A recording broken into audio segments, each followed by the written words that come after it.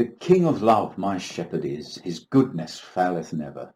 So reads the old hymn, and Luther described God as a furnace of love. Now the Bible says that many waters cannot quench love, nor can the floods drown it. That's the Song of Solomon, chapter 8, verse 6 following.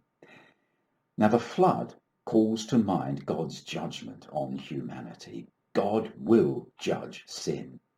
But that entire process, the sin, the guilt, the judgment, cannot quench God's love.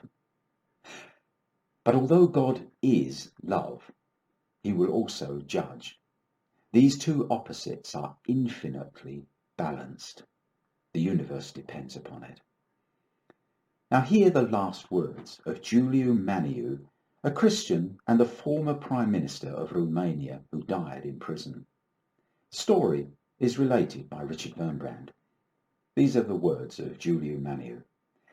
If the communists are overthrown in our country, it will be the most holy duty of every Christian to go into the streets and at the risk of his own life defend the communists from the righteous fury of the multitudes whom they have tyrannized. Unquote. Wurmbrand goes on to say, in the first days after my conversion, I felt that I would not be able to live any longer. Walking on the street, I felt a physical pain for every man and woman who passed by. It was like a knife in my heart. So burning was the question of whether or not he or she was saved. And the communists are not excluded from it. Communists have committed and still commit horrors. But love is as strong as death, jealousy as cruel as the grave. Many waters cannot quench love, nor can the floods drown it. As the grave insists on having all, rich and poor, young and old, men of all races, nations and political convictions, saints and criminals, so love is all-embracing. Christ, the incarnate love, wants all men to come to him, including the communists.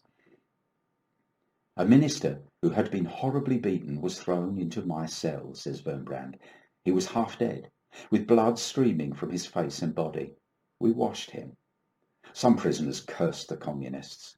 Groaning, he said, "Please don't curse them. Keep silent. I wish to pray for them." This attitude is a miracle that only Jesus can work in the heart.